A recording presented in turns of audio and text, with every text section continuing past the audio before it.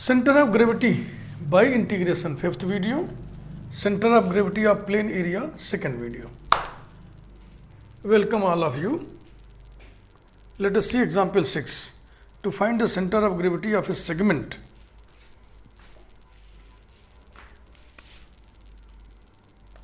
to find the center of gravity of a segment of a circle which subtends an angle to alpha at the center. ये figure आपके सामने बना हुआ है, ये circle है, एरिया है पूरा, ठीक है ना, डिस्क. अब डिस्क में मोटाई होती है लेकिन अब ऐसे से प्लेन एरिया है. एक लाइन से इसको हमने कट कर दिया, किसी भी लाइन से इसे कट कर दीजिए, कहीं से भी ऐसे. तो जो भाग ना, सेगमेंट माने भाग, तो हमें एक ऐसे भाग के सेंटर ऑफ ग्रेविटी के कोऑर्डिनेट्स को निकालना है जो सेगमेंट सेंटर पर 2 अल्फा एंगल बनाए. फिर वही यहाँ पे स्केल का इस्तेमाल किया जा रहा है. हम ऐसा सेगमेंट ले रहे हैं जो सेंटर पर 2 अल्फा एंगल इस प्रकार से बनाए कि अल्फा एंगल देखो इधर बन रहा है और अल्फा एंगल इधर बन रहा है. हाँ, ऐसे हम चाहें तो टेढ़ा मेढ़ा भी ले सकते हैं, लेकिन ये जो प्रॉब्लम है इसका जो स्टैंडर्ड आंसर आएगा, स्टैंडर्ड इसलिए बोल रहा हूँ क्योंकि वो हम कहीं यूज़ डायरेक्ट कर सकते हैं. जो स्टैंडर्ड आंसर आएगा वो इसी रूप का आएगा, यही चलन में है. तो ये है सेगमेंट. इस सर्किल का इक्वेशन हम ले लेंगे x square plus y square equal to a square.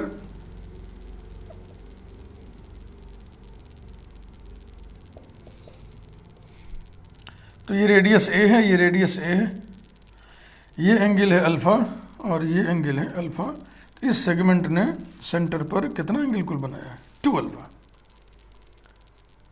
अब देखो ये जो लाइन है इतना, इसकी लंबाई क्या होगी? अब चाहो तो यहाँ पे कुछ लिख दो, चलो n लिख दे रहे हैं. तो ओ एन बराबर होगा a cos अल्फा. तो ये दूरी हो गई a cos अल्फा, इसलिए इस लाइन का इक्वेशन क्या होगा? x equal to a cos alpha. और ये पूरा रेडियस है, इसका इक्वेशन होगा x equal to a. x के limits for this segment x equal to a cos alpha, x equal to a है.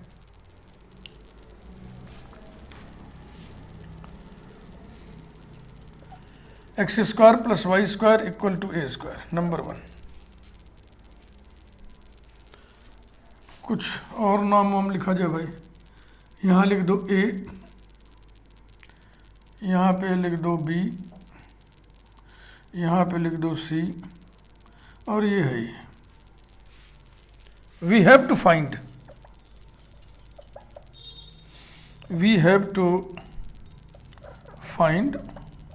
center of gravity of the segment A, B, C, N, A, ऐसा, as shown in the figure. हाँ, ऐसा लिख देना चाहिए bracket में, as shown in the figure. Clearly ON equal to a cos alpha. ये बात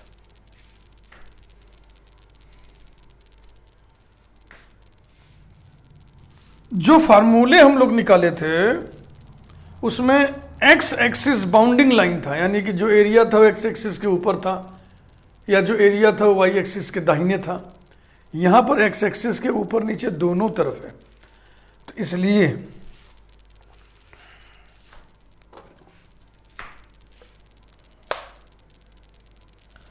एलिमेंट्री एरिया हम जो लेंगे,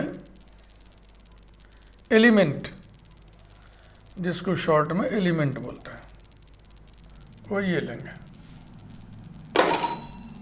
अब ये पॉइंट मान लीजिए जनरल पॉइंट है with general coordinate x Y.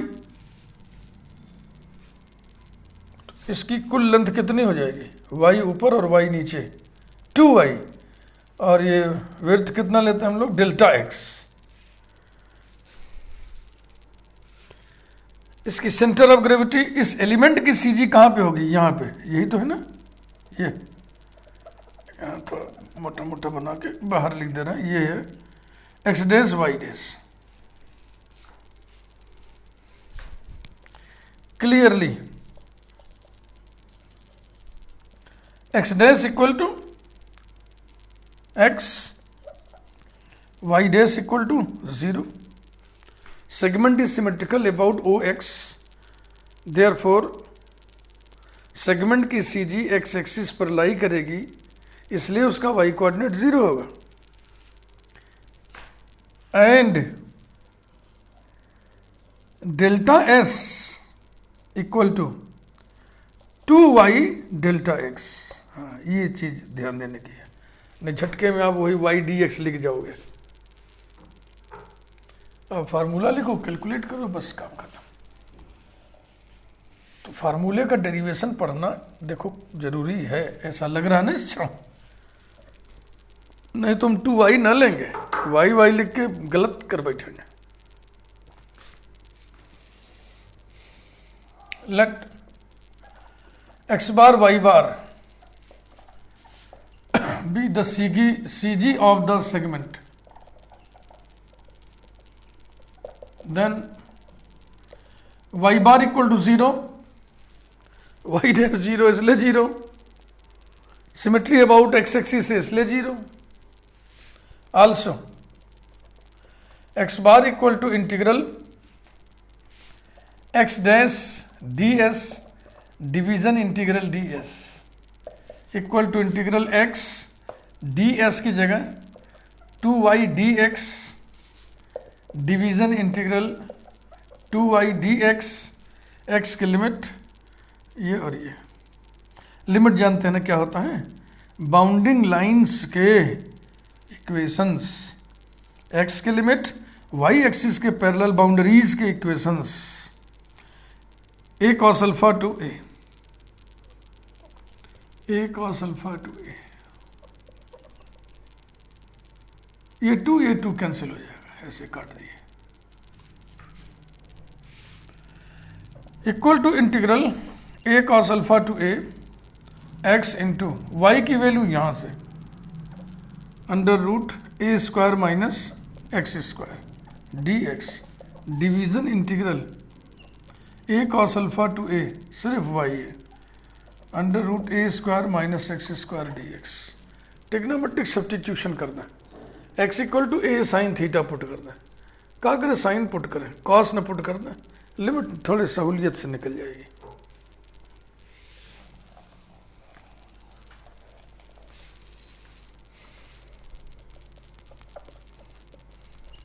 Putting x equal to a cos theta, theta खाली है ना, मैं तो t रख दो, so that dx equal to minus a sine t dt, we get x bar equal to, यहां से लिमिट बदली जाएगी, इंटीग्रल a cos अल्फा यहां रखोगे तो t बराबर अल्फा हो जाएगा, ठीक ना. फिर जहां a रखोगे तो a upon a 1 cos t 1 कब होगा, जब t 0 होगा. x की जगह a cos t, इसमें आएगा a sin t, ठीक, डायरेक्ट लिख दे रहा है. और dx की वैल्यू है minus a sin t dt division integral alpha two 0, इसका मान आएगा a sin t और dx माइनस a बाहर minus a sin t dt. Minus से लिमिट सीधी कर लें और a स्क्वायर कैंसिल कर दें, माइनस से लिमिट सीधी कर लें, एक a यहाँ बचेगा, ये हो जाएगा a integral 0 to alpha sine square t cos t dt division integral 0 to alpha sine square t. झंझट खत्म नहीं होगा इसमें, तो हम फालतू ही सब्स्टिट्यूशन चक्कर पड़ गए. ये तो डायरेक्ट होना था, है कि नहीं, ये तो डायरेक्ट होना था. यहाँ फिर सब्स्टिट्यूशन करना पड़ेगा, इसलिए हम इसको मिटा रहे हैं. ये रूट अच्छा नहीं लगा, सुहाया नहीं हमको, हम अलग अलग करेंगे, ठीक, इसकी नंबरिंग कर दो 1। चलो इसे उठाओ। I1 equal to integral a cos alpha to a x under root a square minus x square d x. Substitution हम अलजेब्राइक करेंगे।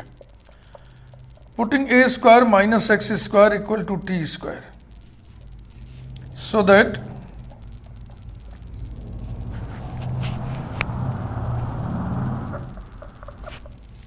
minus 2x dx equal to 2t dt, that is x dx equal to minus t dt. We get I1 equal to integral, यहाँ से limit बदली जाएगी। x की जगह a cos alpha रखिए तो हो जाएगा a square sine square alpha माने a साइन अल्फा, और x की जगह a रखेंगे तो 0 हो जाएगा। देखो अब x dx सब्सटीट्यूशन में खपेगा, और ये कितना है t, तो ये कुल मिला हो जाएगा minus T square D T equal to integral 0 to a sine alpha T square D T. ये हल्का हुआ ना, देखो, यानी T cube by 3, T cube by 3 माने A cube sine cube alpha upon 3। अब चलो इसको अलग से निकाल लो I2 मान के। फिगर तो हटा ही दे रहा, अब इसकी कोई जरूरत नहीं।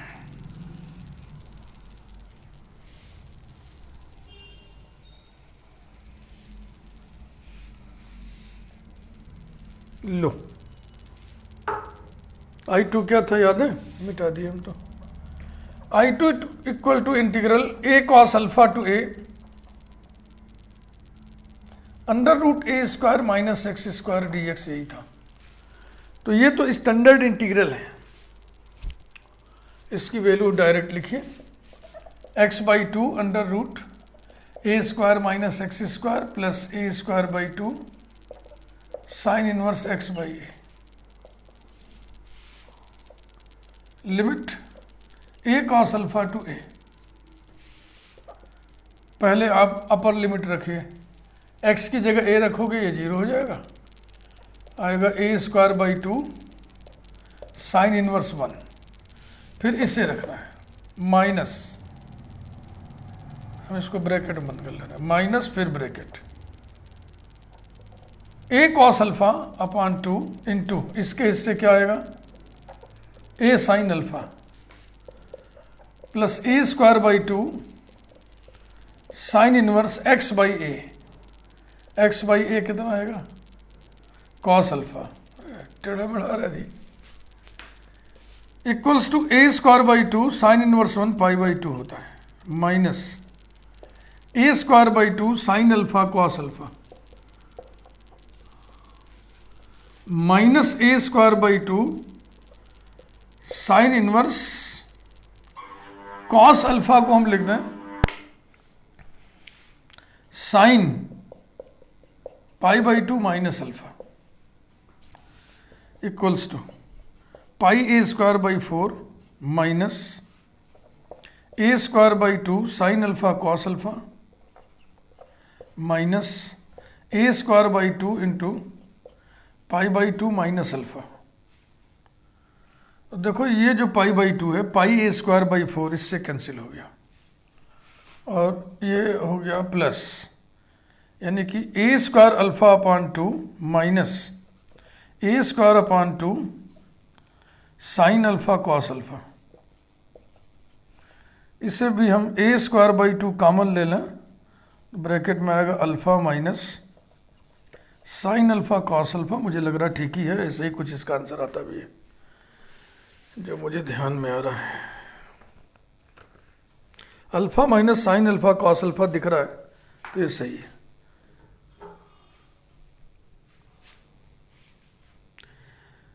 तो याद कीजिए ये I1 है, I1 डिवीजन I2 था ना,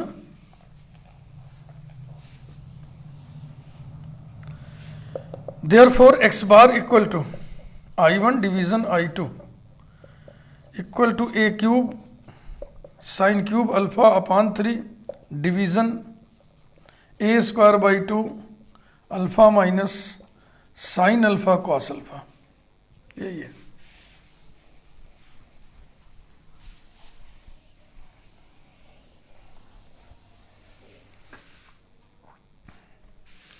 equals to a cube by 3 into ये इसको लिख दें हम 2 अपान ए स्क्वायर, फिर sine cube alpha upon alpha minus sine alpha cos alpha. This implies that x bar equal to 2a by 3, बिल्कुल ठीक, 2a by 3 into sine cube alpha upon alpha minus sine alpha cos alpha. तो heavy था ये ना, time ले लिया, ये सही है बिल्कुल।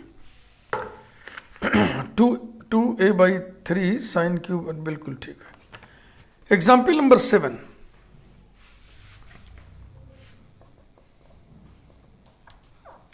to find the CG of a plane lamina,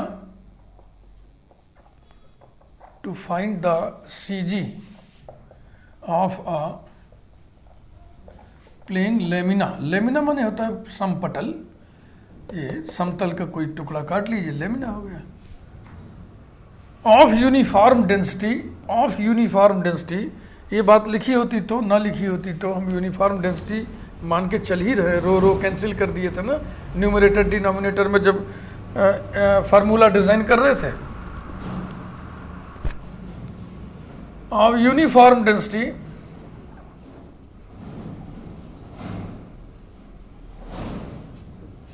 in the form of a quadrant, in the form of a quadrant of an ellipse, माने इलिप्स के किसी क्वाड्रेंट में जो प्लेन है एरिया, उसकी सीजी निकालनी है।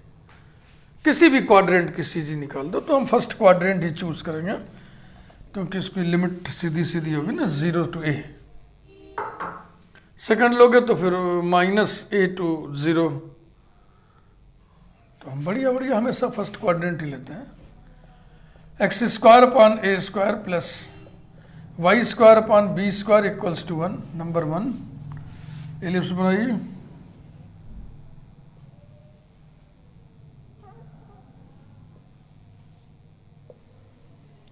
ये lamina, plane lamina in the form of a quadrant of an ellipse.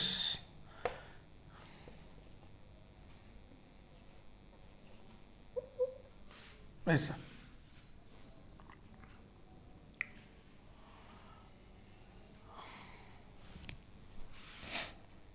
ये लिया हमने एलिमेंट, ये रहा जनरल पॉइंट, ये रही C G of the element X dash Y dash, ये डेल्टा एक्स विड्थ लेते हैं। तो वही फार्मूला लगेगा जो आप निकाले थे, एक्स डैश बराबर कितना होगा एक्स, और वाई डैश वाई बाई 2, दोनों ही कैलकुलेट करना पड़ेगा। बाबा रे बाबा, यही फिगर के पास ही लिख दो, x dash equal to x, y dash equal to y by 2 and delta capital x equal to y delta x. भाषा कम लिख रहे हैं, लैंग्वेज कम लिख रहे हैं, सीधा सीधा हम लिख रहे हैं एक्स बार वाई बार इस क्वाड्रेंट के एरिया की सीजी है। X bar equal to formula बोलिए integral X dash D S, division integral D S equal to integral X into Y D x division integral Y D X. X की limit, इसका equation, इसका equation, ये होगा x equal to A और इसका equation x equal to 0, 0 to A. बहुत जल्दी जल्दी करिए, टाइम फालतू खर्च होगा। Equal to integral 0 to A x into y की वैल्यू यहाँ से निकालनी होगी। y आएगा b by a under root a square minus x square d x, division integral 0 to a b by a under root a square minus x square, limit 0 to a. तो फिर उसी जैसा तो मिल गया जी, जैसा भी किए थे हम लोग, है ना। ये बी बाई ए कैंसिल हो गया और इसकी नंबरिंग कर दीजिए। नंबर 1 पढ़ चुका है, 2 अब अलग अलग कैलकुलेट कर लूँ। I1 equal to integral 0 to a x under root a square minus x square d x. Putting a square minus x square equal to t square, trigonometric substitution से भी कर सकते हैं, लेकिन अभी हमने चूंकि किया था अलजेब्राइक सब्स्टिट्यूशन से, इसलिए मैं कर रहा हूँ। 2 कैंसिल हो जाएगा, ये कुल मिला के आएगा x d x equal to minus t d t. We get I1 equal to integral, इतने हिस्से का तो हो गया टी, तो इसी में टी से गुणा कर देना है, तो हो जाएगा minus T square D t. Limit यहां से बदलिए, when x is 0 t is a, when x is a t is 0। This is equal to integral 0 to a t square D t, तो हो जाएगा टी क्यूब बाई 3 यानी ए cube by 3। ये रहा।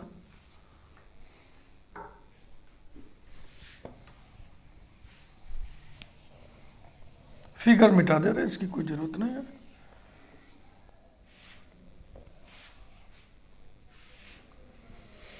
I2 equal to, I2 कहाँ है भैया, ये है integral 0 to a under root a square minus x square d X.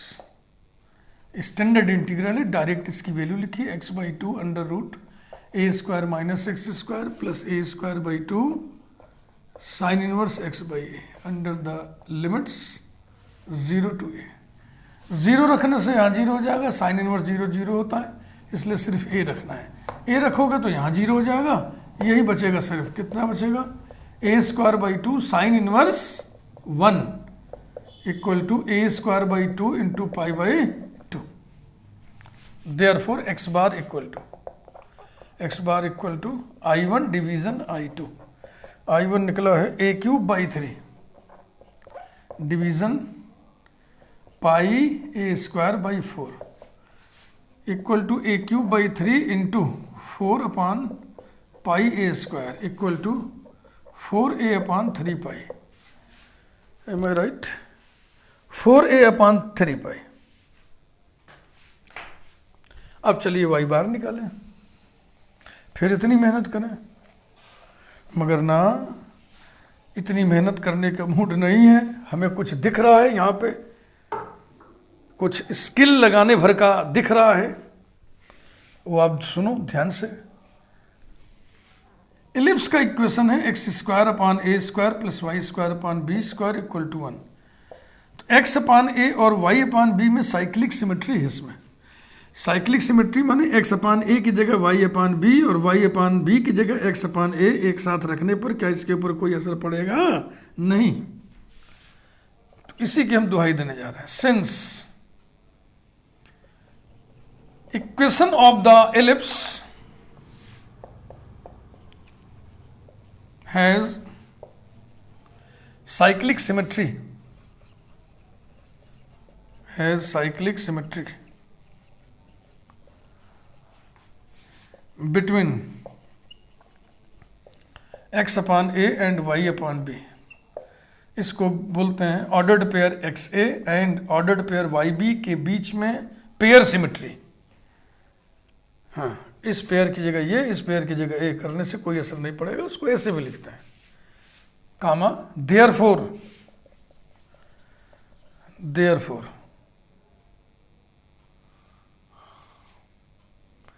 X bar upon A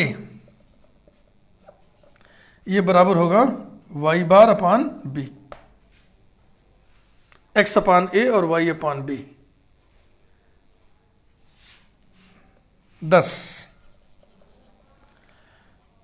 Y bar upon b equal to x bar upon a, और x bar upon ए कितना आएगा 4 अपान 3 पाई, implies that y bar equal to 4b upon 3 pi. Hence the required CG, hence the required center of gravity is 4a upon 3 pi, 4b upon 3 pi. ये था।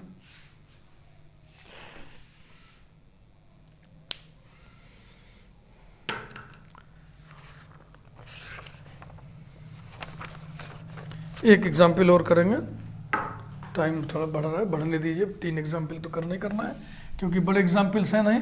आगे चल के volume surface की CG में बहुत बड़े बड़े इंटीग्रल मिलेंगे, एक इंटीग्रल में 6 7 इंटीग्रल घुसे होंगे। Example 7,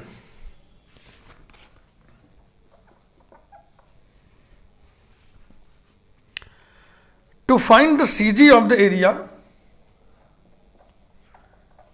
to find the center of gravity of the area included between the cissoid,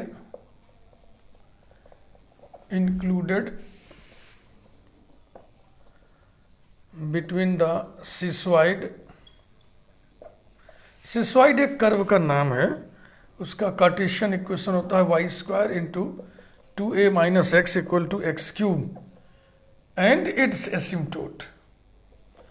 मैं तो शुरू में ही आपको बोल दिया था कि सीजी चैप्टर में एक फार्मूला डिज़ाइन किया जाएगा और उसमें कर्व्स इन्वॉल्व होंगे, कर्व्स आपको पहचानने होंगे। 10-12 कर्व्स हैं कुल मिला के बीएससी में जो नए आ गए, इंटर में पैराबोला, एलिप्स, हाइपरबोला, सर्किल, ये सब था ही था। तो इसके लिए आप मेरे प्ले लिस्ट कर्व ट्रेसिंग का वीडियो नंबर 4, 5, 6 देखिए, लिस्ट दिया हुआ है, ट्रेसिंग नहीं list, list of Cartesian curves standard, list of standard polar curves, list of standard parametric curves. तो ये जो सिसोइड है इसका शेप आपको याद होना चाहिए।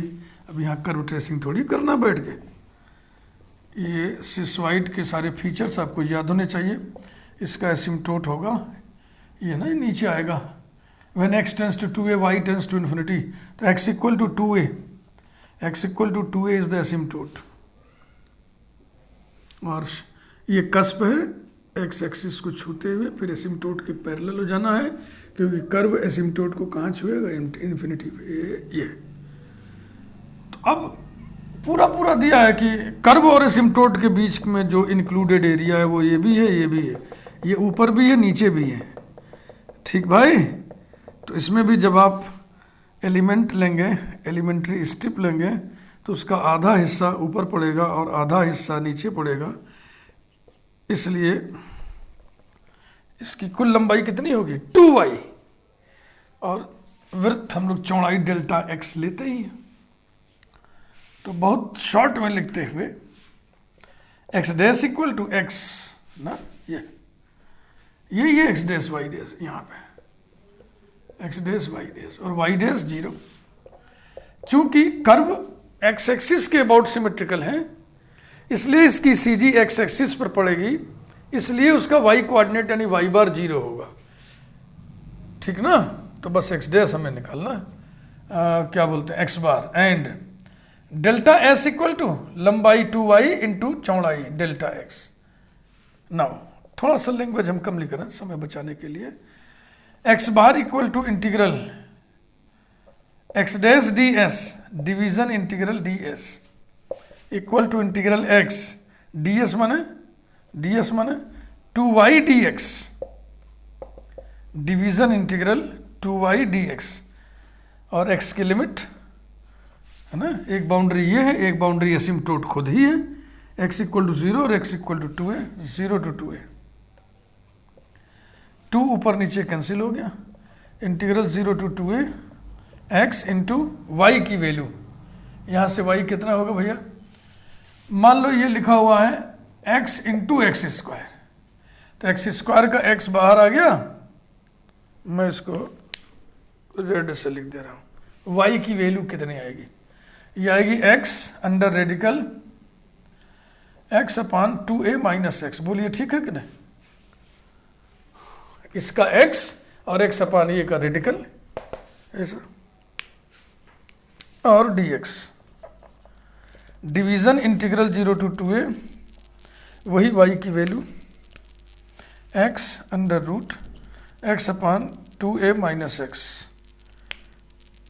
कई बार आपको चेता चुका हूँ, कभी भी वेरिएबल से वेरिएबल नीचे ऊपर न काटिएगा, क्योंकि वेरिएबल स्वतंत्र नहीं ना है, ये अंडर इंटीग्रल दिया हुआ है, तो ये झटके में आप गलती न करिएगा। बस अब कैलकुलेशन शुरू।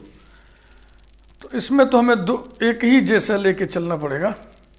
x equal to 2a sine square theta put करना पड़ेगा और बस 2-2.5 मिनट के अंदर 3 मिनट के अंदर ये हो जाएगा। फिगर भी मिटा देना।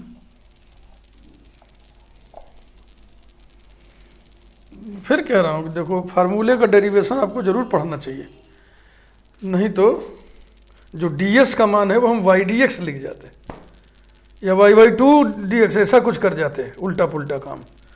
हाँ क्लियर रहा ना, पूरी लंबाई 2y और चौड़ाई dx। ये x बार निकल रहा बच्चा। Putting x equal to 2a sine square theta so that dx equal to 4a sine theta cos theta d theta, we get x bar equal to integral, यहां से लिमिट चेंज होगी, 0 रखिएगा theta 0 आएगा, 2a पर 2a/2a 1 माने π/2, 0 to π/2, ये x square है माने 4a square sine to the power 4 theta under radical x 2a sine square theta और नीचे कितना आएगा 2a cos square theta. dx की वैल्यू कितनी भाई 4a sine theta cos theta d theta, division integral 0 to π/2 x 2a sine square theta under radical वही 2a sine square theta upon 2a cos square theta और फिर dx की value 4a sine theta cos theta d theta. ये हालांकि देखो ऐसे ऐसे हम जो कट करते हैं करना नहीं चाहिए छोटे बच्चों के लिए, लेकिन अब चूंकि टाइम बचा ना इसलिए ये गुस्ताखी कर ही लेते हैं। क्या क्या कट पिट किया जाए, एक तो यहाँ वाला ये 4a और ये 4a कट गया, ये तो लोकली ही कट जाएगा ना, ये 2a और एक ये 2a यहाँ के 2a से कैंसिल होगा ना, बस अब उसको हम कट नहीं कर सकते, अब लिखना ही पड़ेगा।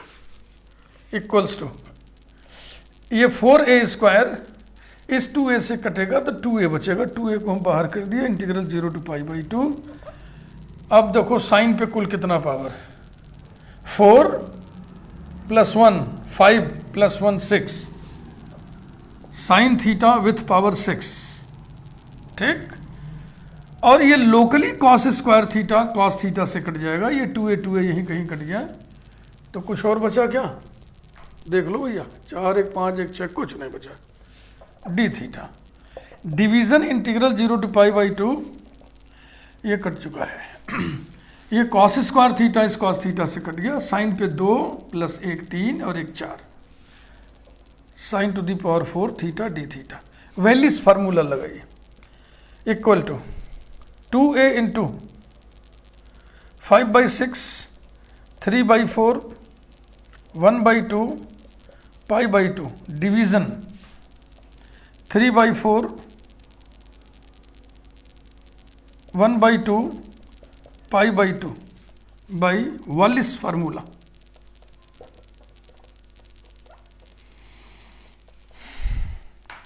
तो देखो ये 3π/16 ये पूरा का पूरा कैंसिल हो गया, ये बच गया 2a इंटू 5/6 यानी कि 5a/3, 5a/3 आंसर देखा जाए बिल्कुल सही है। 10 the required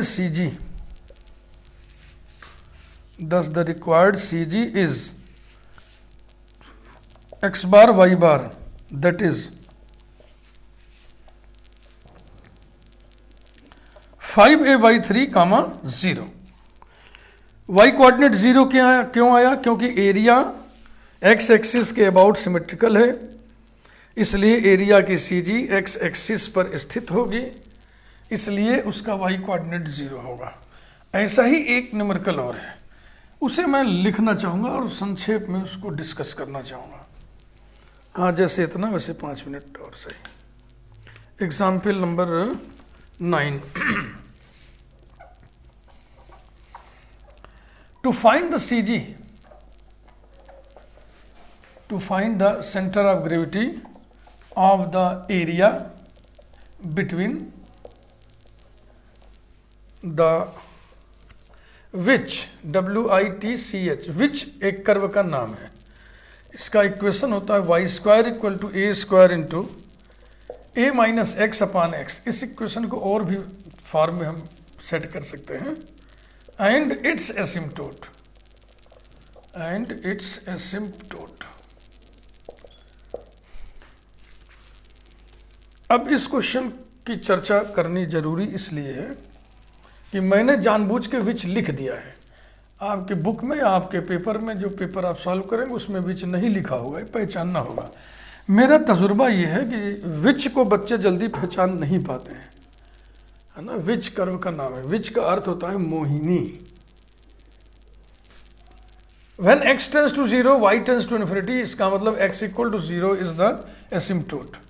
y square equal to a square into a minus x upon x. Number 1. x equal to 0 is the asymptote. Is the asymptote. इसके बाद अब इसका ट्रेसिंग तो करना नहीं है। ट्रेसिंग करोगे तो इसी में समय खर्च हो जाएगा। ये स्टैंडर्ड कर्व है, इसका शेप आपको मालूम होना चाहिए। ये एक्स एक्सिस को कहाँ पे कट करेगा, देखो इक्वेशन, जहाँ पे y 0 होगा तो y बराबर 0 पुट करिए तो x बराबर a आएगा, यानी कि यहाँ पर कट करेगा। ये पॉइंट है a0 और इस लाइन का इक्वेशन है x इक्वल टू a। इस पॉइंट पर ये टेंजेंट होता है। अब यही सब फीचर आपको याद रखना है ना। तो ये टेंजेंट, इसका मतलब यहाँ से 2 ब्रांच ऐसे निकलेगी, ये ऐसे छूते हुए, और ये एसिम्पटोट है। ये वाई एक्सिस जो है एसिम्पटोट है, तो कर्व एसिम्पटोट के पैरेलल हो जाती है ऐसे। ये शेप बन गया और this is the area who CG is required. तो सारा कार्यक्रम फिल हुई सही।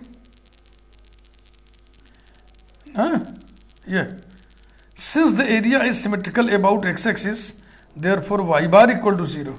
इसी पर पड़ेगा कौन, x dash y dash, CG of the element. तो x डैश बराबर हो गया x, अगर इस पॉइंट को हम जनरल पॉइंट लिखें एक्स वाई, और y डैश हो गया 0, तो सीधा सीधा हम लिख रहे हैं ना।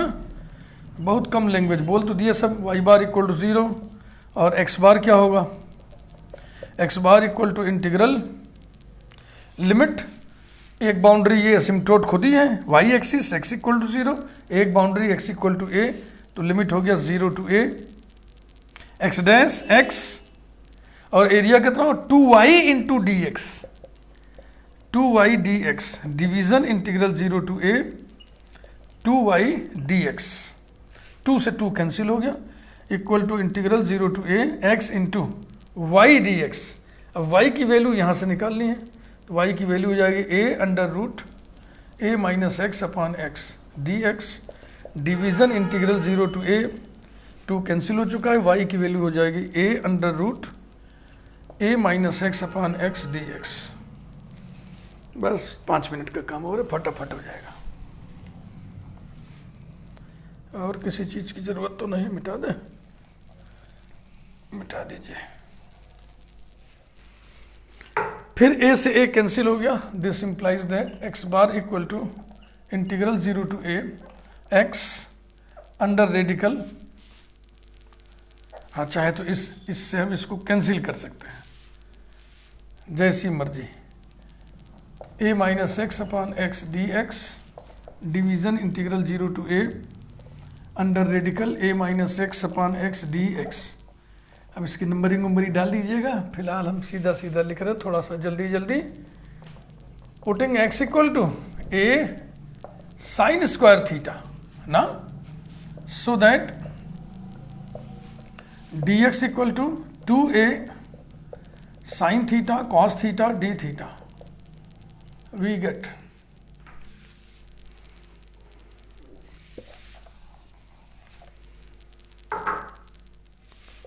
X bar equal to integral, limit यहीं से बदली जाएगी, कितनी आएगी 0 to π/2। एक्स की जगह लिखिए ए साइन स्क्वायर थीटा, फिर under radical a minus x हो जाएगा a cos square theta upon a sine square theta, d x की जगह 2a sine theta cos theta d theta, division integral 0 to π/2 केवल under radical वाला a cos square theta upon a sine square theta into 2a sine theta cos theta d theta. ठीक है भाई, तो ये जो साइन स्क्वायर थीटा है इस साइन थीटा से कट गया, ये ए यहीं कहीं लोकली कट गया, यहाँ भी ऐसे कट गया, और ये 2 से 2 कट जाएगा, ए से ए कट जाएगा, समझ रहे हैं ना। तो इसे मैं रेड रंग कलर से काट दे रहा हूँ 2a को, ये अब क्या बचा देखो, ए बचा, ए को बाहर कर दो, implies that x bar equal to a integral 0 to π/2।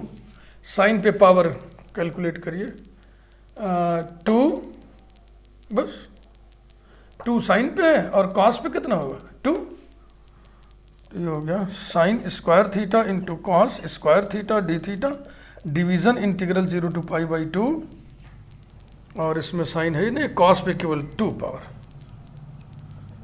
तो अब मन करे तो कॉस स्क्वायर थीटा को या साइन स्क्वायर थीटा को साइन कॉस में बदल लो, सिर्फ वैलिस फार्मूला लगाओ। मन करे तो इसमें mn फार्मूला और इसमें वालिस फार्मूला लगाओ। तो मेरा मन कर रहा है कि हम दोनों को एक जैसा कर लें, तो हो जाएगा ए इंटीग्रल, ये आपके मन पे डिपेंड करता है, 0 to π/2 साइन स्क्वायर थीटा को हम लिख दें 1 माइनस कॉस स्क्वायर थीटा और into cos square theta d theta, division integral 0 to π/2 cos square theta d theta.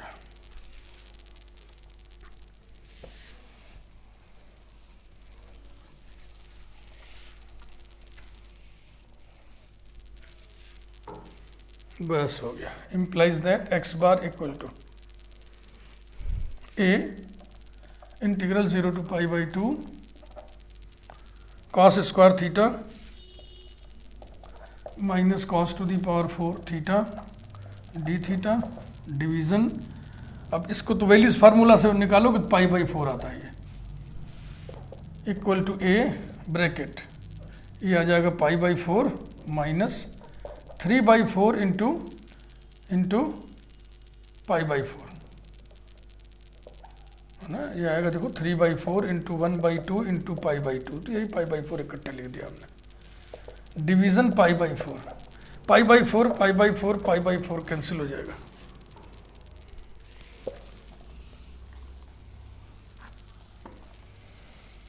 Equals to A bracket में 1 minus 3/4, this is equal to a/4। अरे वाह, इतना हल्का फुल्का, अरे वाह। अब सोचो अगर आंसर झटके में गलत आ गया होता तो इतनी मेहनत, मेरा पूरा वीडियो चौपट हो जाता। Thus the required CG is, thus the required center of gravity is x bar y bar, that is a/4, 0। Thank you.